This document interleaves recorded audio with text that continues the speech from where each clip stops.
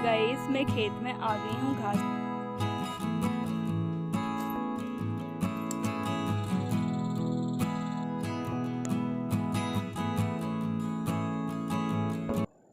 सबसे पहले सभी को मेरा प्यार भरा नमस्ते और पलाग।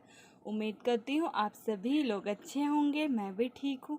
मैं नेहा जोशी स्वागत करती हूँ आपका अपने YouTube चैनल में, नेहा जोशी उत्तराखंडी ब्लॉग में।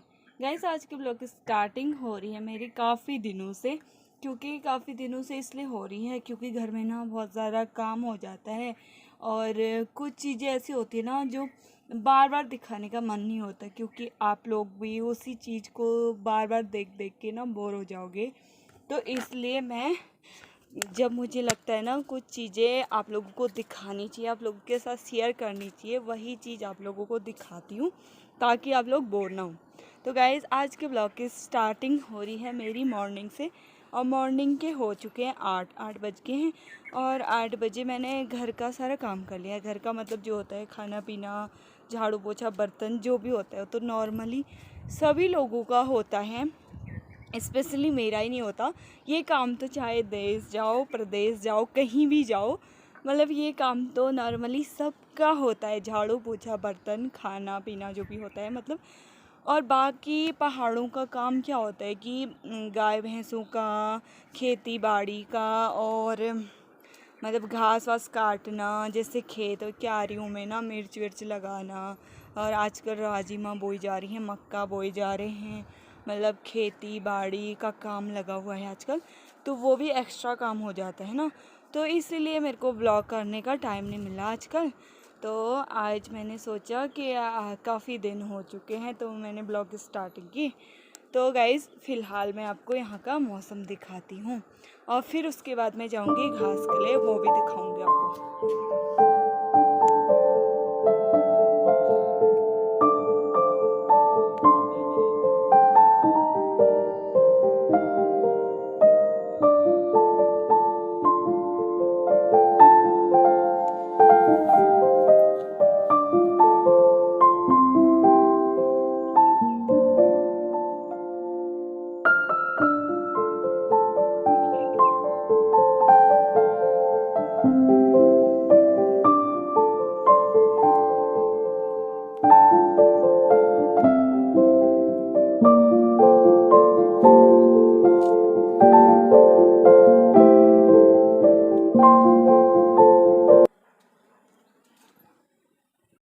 मैंने आपको यहाँ का मौसम भी दिखाई लिया है। तो अब मैं जा रही हूँ घास के लिए, और ये है दरांती। तो इसकी धार निकाल रही हूँ मैं बताती हूँ कैसे निकालते हैं। ये होता है ना, पत्थर होता है एक, तो उसमें घिसना पड़ता है इसको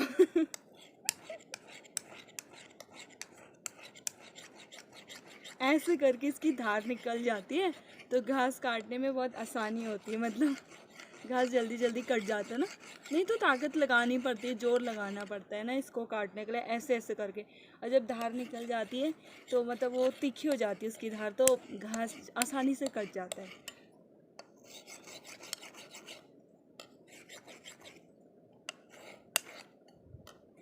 तो धार निकालने के बाद पता है हमारे वहाँ क्या करते हैं, ऐसे थू थू करते हैं ताकि ना हाथ नहीं कटता ये देखिए अच्छे से धार निकल गई है।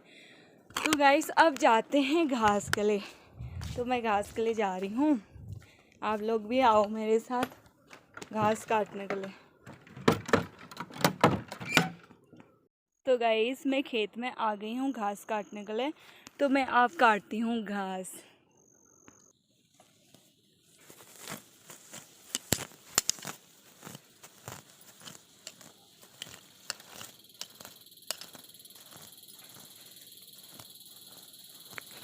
तो इतनी छोटी छोटी घास हो रखी है ना, एकदम ख़त्म हो जाता है।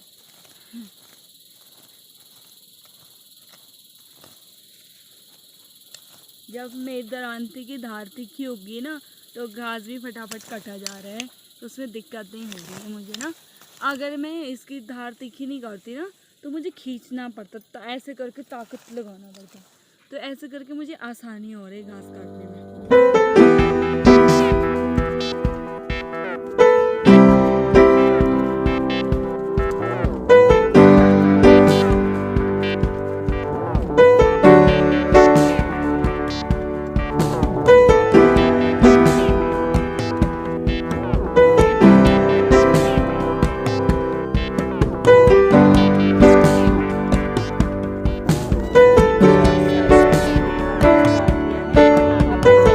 की तरफ।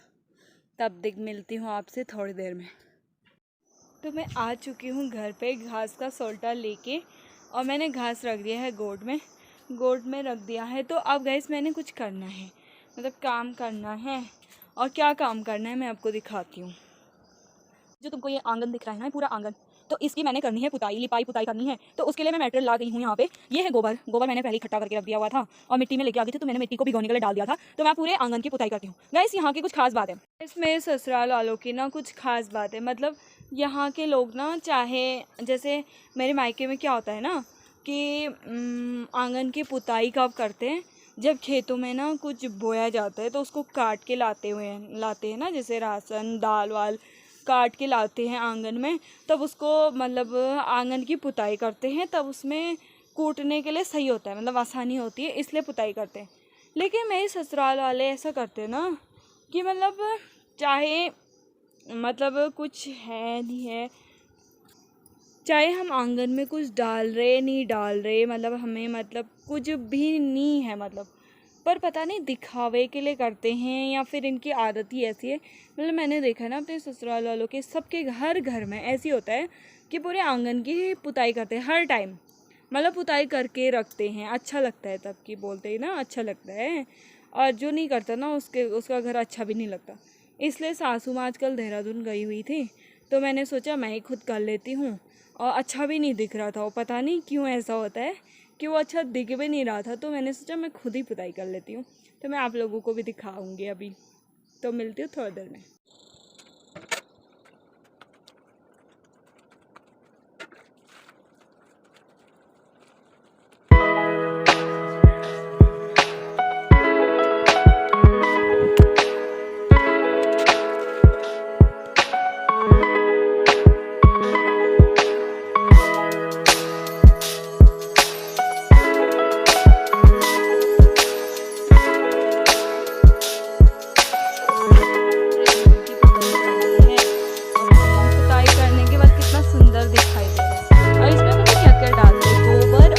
डालते हैं, अगर गोबर से पुताई करते हैं ना तो ये पापड़ी जैसे निकल जाते हैं।